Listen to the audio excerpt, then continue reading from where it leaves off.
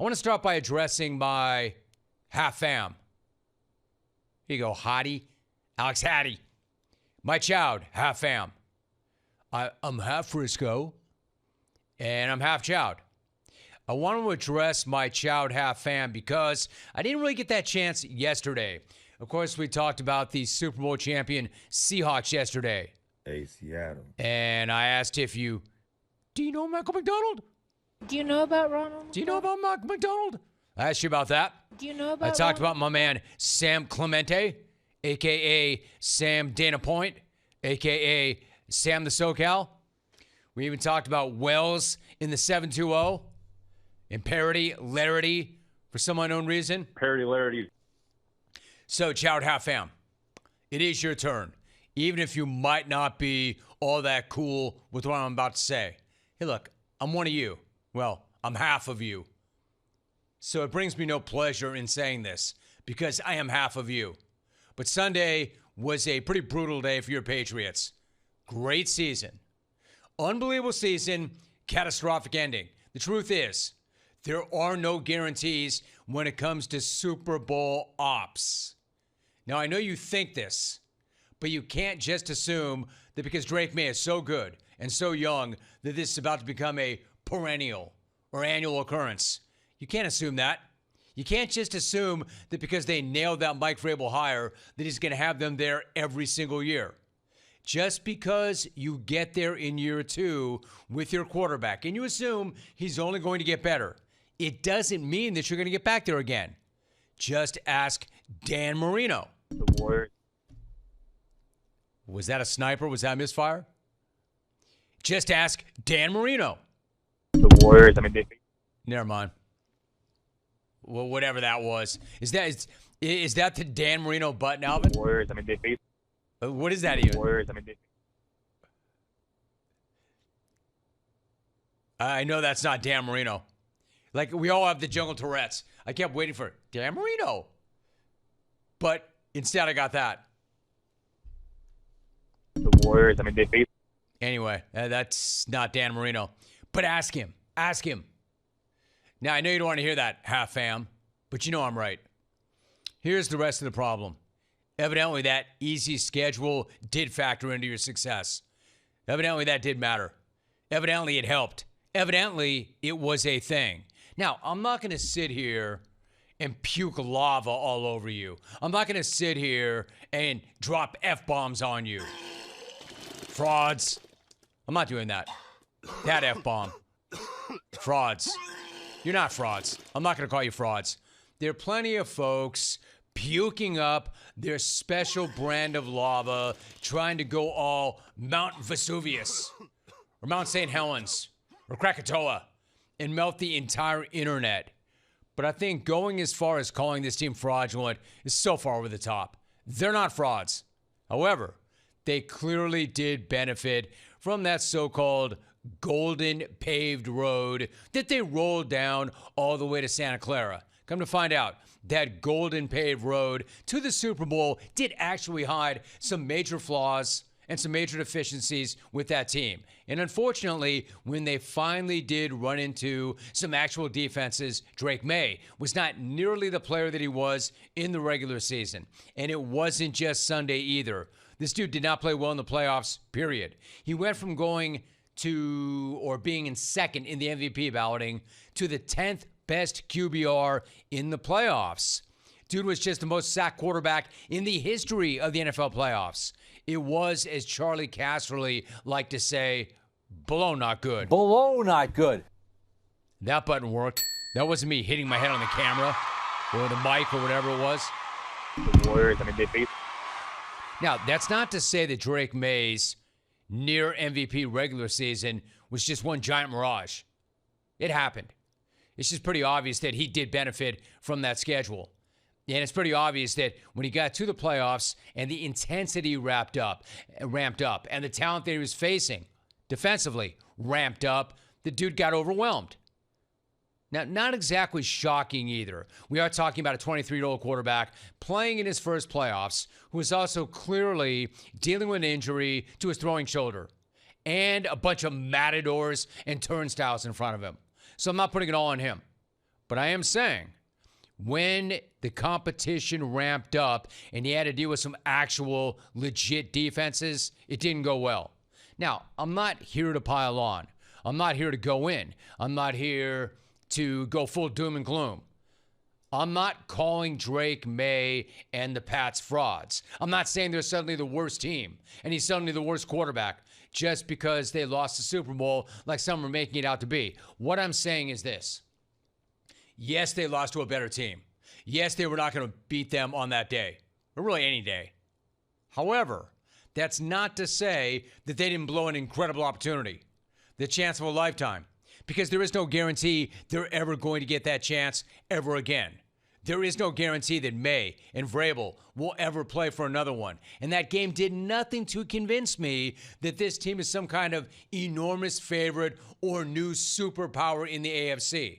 Again, not calling them frauds. But I'm also not going to sit here and say they're the ones to beat now.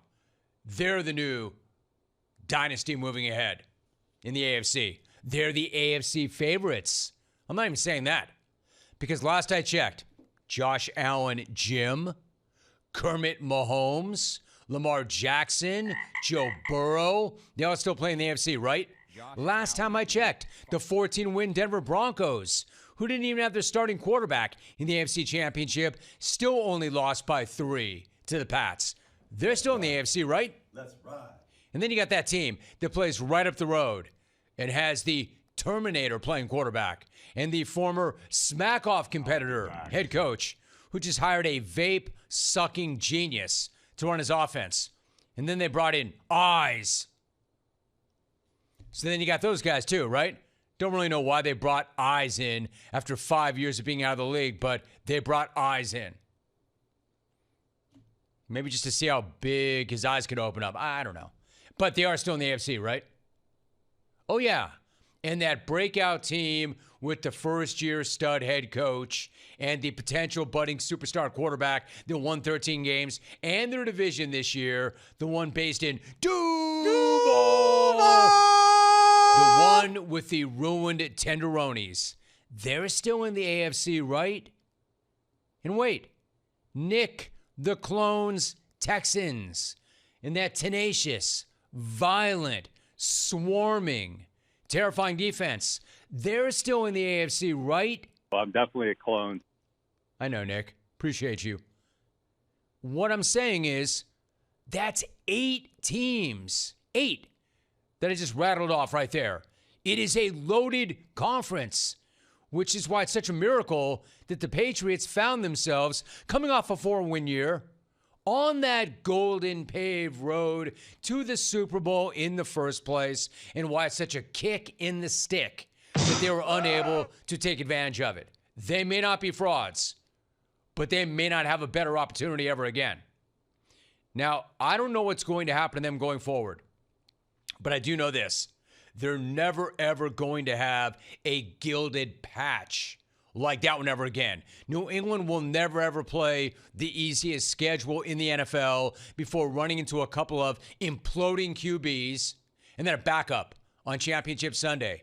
I mean, that really was incredibly fortuitous, an incredibly fortunate sequence of events, and a one-time thing. Unfortunately, they were not able to take advantage of that. But again, I'm not trying to rub it in. Ciao, half fam. At least there is good news. The head coach is still the perfect head coach for this team. And even though he's taking a lot of heat right now, you still have Josh the Clone calling plays. There's a reason Vrabel and Josh the Clone just got their major coaching awards. They're damn good coaches still. And you've got your quarterback who is still only 23 and already an MVP runner-up. And said today that he does not need surgery on that damaged wing. Even the much maligned Will Campbell, who did his best Matador impression all day long on Sunday, still just 22, and Vrabel's got his back and said that he is their left tackle of the future. So they still have a great foundation. I'm just saying, it's a power conference, and there are no guarantees about what's going to happen in the future with that great foundation in that stack conference. However, the only guarantee going forward is that Stefon Diggs is going to have some wild drama going down with the women, well, and the children. Lots of children, Avi? In his life. I mean, 5 kids in a calendar year? That's not easy to do. That is some first ballot stuff right there. That you can count on. That's as guaranteed as the sun rising and setting every single day. And apparently the only person who didn't realize what a lock this is was his allegedly now ex-girlfriend. Way to go, Diggs. Way to lose the Super Bowl and your pop superstar girlfriend on the same day, allegedly. At least that's what everybody on social media seems to think, because Cardi B and Steph unfollowed each other on IG immediately after the game.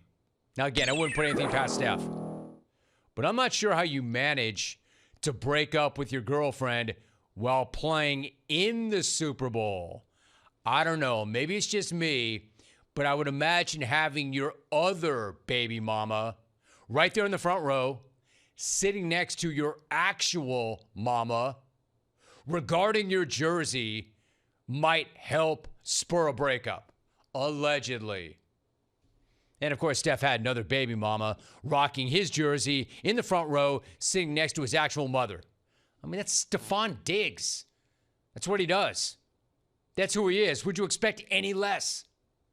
How is it that we all knew this, but Cardi B, who has one of his kids, didn't? I mean, she's really surprised. She's really outraged by this. Reports also say that she dropped a cool $1.2 million on an after party that neither of them attended? Damn. So who actually was the biggest loser on Super Bowl Sunday, allegedly? Her? Him? Them? Yes? 1.2 mil for a party? And she's shocked that this dude has other ladies at the game. Oh, and children. Or child. That's not hers. Again, if she's shocked, she is the only one in the world who's shocked. It's like she's somehow the last person in the world to find out about the dude that she's lying alongside of. And she already has a child with this dude. And she still didn't know? All she had to do was check with any of his Viking teammates, because they told the world years ago, is Cardi B the last person on the planet to view this clip? On this team, would you least like to date your sister? What the hell? Diggs. Why Diggs? Man, no. We're going to leave it like that. No. What guy on this team would you least like to date your sister? Oh, Stefon Diggs. Why Diggs? He's crazy. He's just outrageous. Don't know what he's gonna say.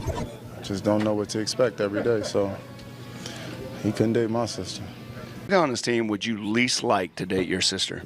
Least I should date my sister, Diggs. 100%. Why Diggs?